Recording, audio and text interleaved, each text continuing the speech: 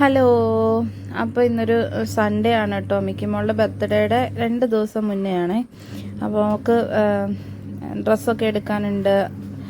മുടിയൊക്കെ വെട്ടി ഒരു മേക്ക് ഓവറൊക്കെ കൊടുക്കാം. മേക്ക് ഓവറല്ല, ജസ്റ്റ് മുടിയൊക്കെ നന്നായിട്ട് വെട്ടാമെന്നൊക്കെ വിചാരിച്ചു. അങ്ങനെ ഞങ്ങൾ ഞായറാഴ്ച പള്ളിയിൽ പോയി മോനെ വേദപാഠത്തിനാക്കി. പുതിയ ക്ലാസ് ആയതുകൊണ്ട് ഞങ്ങൾ പോയതാണ്. പിന്നെ ഫോമൊക്കെ ഫില്ല് ചെയ്യാനുണ്ടായിരുന്നു, അത് ഒക്കെ ഫില്ല് ചെയ്ത് ചേട്ടായി വന്നു കേട്ടോ. ചേച്ചി മോളെ, ഇത് ചേച്ചിയാണോ? മിക്കി ചേച്ചിയാണോ?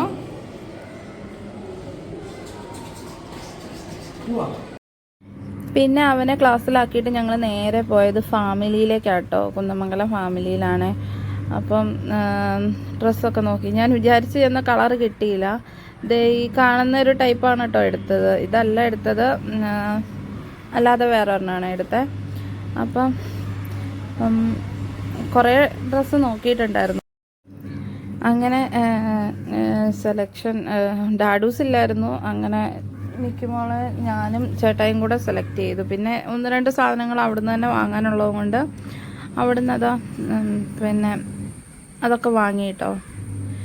അതൊക്കെ വാങ്ങി അപ്പോഴത്തേക്കും മോനും വന്നു. മോനെ കൂട്ടിക്കൊണ്ട് ചേട്ടായി വന്നു. പിന്നെ നമ്മൾ നേരെ കോഴിക്കോടിന് പോയി, ഗോകുലം മാളിൽ പോയിട്ടോ. ഒരു ദിവസം ബർത്ത്ഡേക്ക് മുന്നേ ഇവളെ അവിടെ നിന്നൊക്കെ മുടി വെട്ടിക്കണം എന്നുണ്ടായിരുന്നു. അവിടെ സ്കിന്നാന്ന് തോന്നുന്നു, അതെന്താ പ്രൊണൗൺസിയേഷൻ എനിക്ക് മനസ്സിലായിട്ടില്ല. ഞാൻ അതിൻ്റെ ഇതെടുക്കാനും മറന്നുപോയി കേട്ടോ, ഫ്രണ്ടിൽ നിന്നുള്ള. അങ്ങനെ അവിടുന്ന് മുടി വെട്ടുവാണ് കേട്ടോ. നല്ല പോലെ മുടിയായിട്ടുണ്ട് കേട്ടോ. ജസ്റ്റ് വെട്ടിയതല്ല, അത് അതിൻ്റെ രീതിയിൽ. ഇപ്പം മുടിയൊക്കെ മുഴുവനായിട്ട് പിടിച്ചാലും കിട്ടും കേട്ടോ കെട്ടാൻ. അങ്ങനെ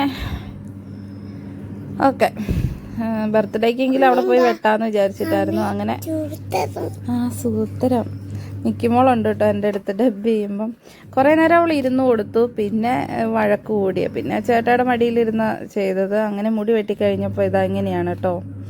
നല്ല ഭംഗിയുണ്ടായിരുന്നു കേട്ടോ കാണാൻ.